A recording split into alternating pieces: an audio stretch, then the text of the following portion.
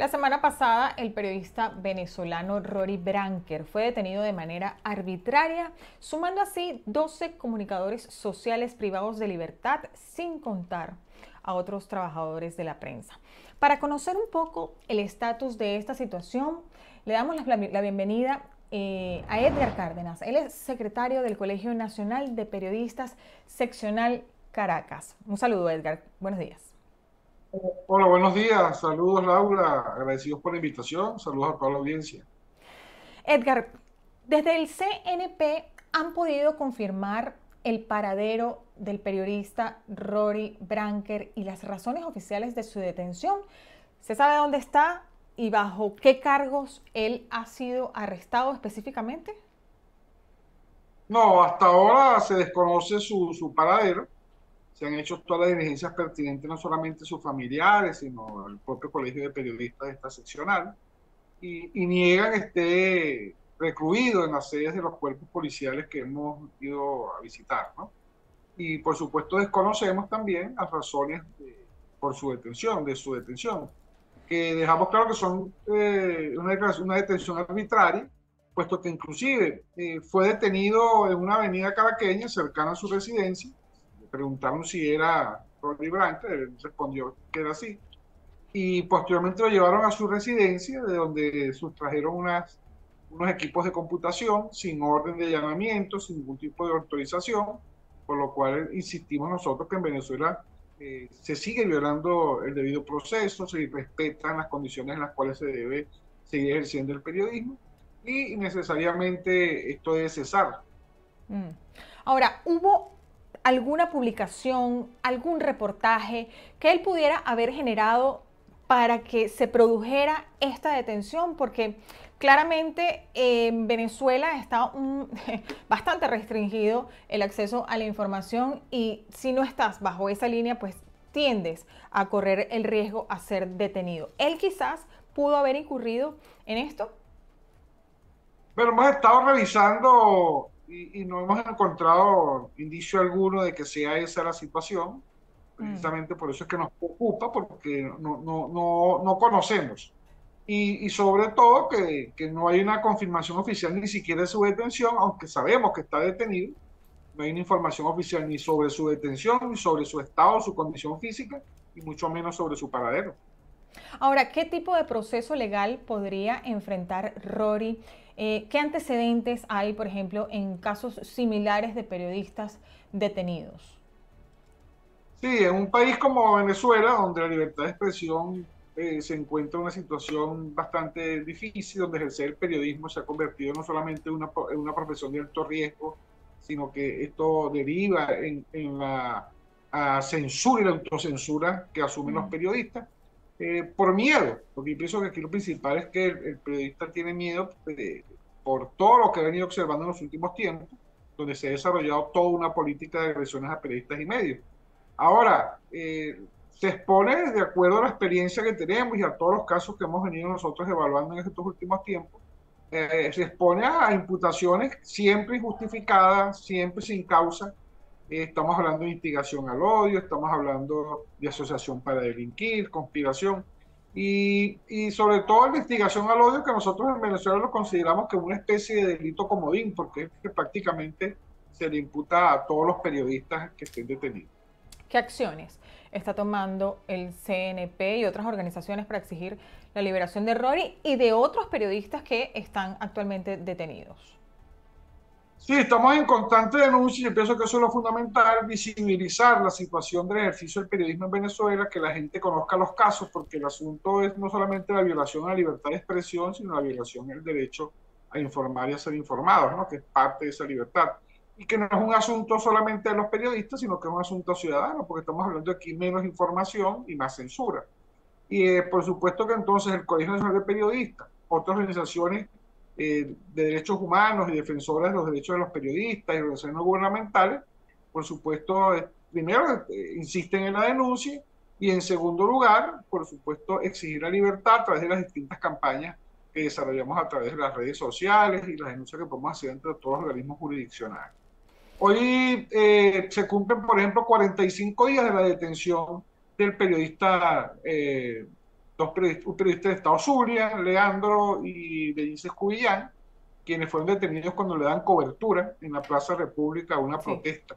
45 días de detención, no hay información, sin derecho al debido proceso, sin derecho a tener abogados que lo defiendan escogidos por ellos mismos. Es decir, que la situación en Venezuela se mantiene porque existe un patrón, la forma como se detienen, y en el caso de Ronnie Branque, precisamente, se repite ese patrón, porque prácticamente estamos hablando de un secuestro y una desaparición forzada, puesto que todavía los cuerpos de seguridad del Estado no han informado sobre su detención, las razones de la detención y su paradero.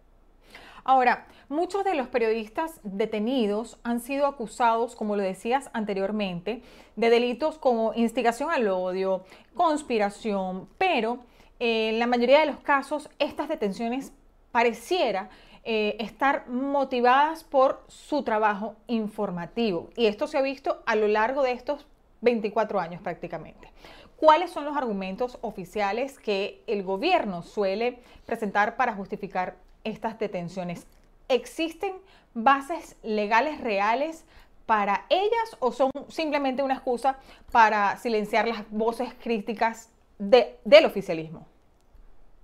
No, las bases legales existen en un país donde se ha venido desarrollando, se han venido aprobando un conjunto de leyes hace cierto tiempo que desde el principio le veníamos denunciando que esas leyes lo que hacen es criminalizar la opinión y legitimar la censura. Estamos hablando de la ley de resorte, estamos hablando de la ley contra el odio. El problema no es que esas leyes existen, por supuesto, y son las que se están aplicando, sino es que no son aplicables en vista de que no se está cometiendo delito. Un periodista que informe por falta de agua en una protesta puede ser imputado por incitación al odio. Un periodista que proteste o haga una cobertura de una situación que implique la falta o la eficacia de los servicios públicos puede ser imputado entonces por incitación al odio. Es decir, que el detalle está en una aplicación de una normativa que está creada exclusivamente para criminalizar la censura, legitimar la censura, perdón, y criminalizar esa opinión. Y ciertamente, cuentas que no hay ninguna razón para sus detenciones. El caso particular de Rory que estamos hablando, bueno, desconocemos cuál es la razón, ciertamente, pero si hacemos comparaciones, como el caso que les acabo de mencionar de Cubillán y de Leandro en el estado Zulia, vemos que ellos estaban dando cobertura a una protesta en la Plaza de la Sí. República. Y se le pretende imputar de los delitos de incitación al odio, obstaculización de vía pública, es decir, cumpliendo con una labor, con su labor profesional, entonces se busca precisamente silenciar la información, porque lo que hemos venido diciendo desde hace mucho tiempo es que en Venezuela lo que existe es una política de Estado que busca silenciar a los medios, agredir a los periodistas y los medios para que los ciudadanos puedan recurrir nada más a la información a través de los medios oficiales de aquellos que les son afectos, lo que contradicen, por supuesto, los principios de pluralidad y los principios que deben existir en las democracias. Y que básicamente ya todos están sesgados y todos están, digamos, controlados por el oficialismo. Ahora, en otra parte, organismos internacionales como la ONU, la Comisión Internacional de Derechos Humanos, Reporteros Sin Fronteras, ellos han denunciado esta situación de los periodistas en Venezuela, calificándola como una violación sistemática a la libertad de prensa. Sin embargo, el Estado venezolano ha desestimado muchas de estas acusaciones ante la creciente represión. Te pregunto, el CNP ha denunciado estos casos y exigido la liberación de estos detenidos. Pero ¿qué acciones específicas, más allá de la denuncia, digo yo, más allá de la denuncia, han tomado desde el gremio para proteger a estos periodistas afectados, además, como ya lo dije, de las denuncias? ¿Han podido establecer contacto con las familias o con los abogados? ¿Han hecho este tipo de enlaces para saber cuál es su estado y cómo se va a redirigir pues esta defensa? Sí, en el caso de la sección de Distrito Capital, acá en Caracas, nosotros hemos hecho contacto no solamente con familiares, sino con los propios detenidos por distintas vías, tratando de garantizar por lo menos las condiciones mínimas durante la reclusión. En el caso del interior lo están haciendo el propio Colegio de Periodistas, en el sur tenemos estos casos también lo están haciendo allá y así en otros lugares.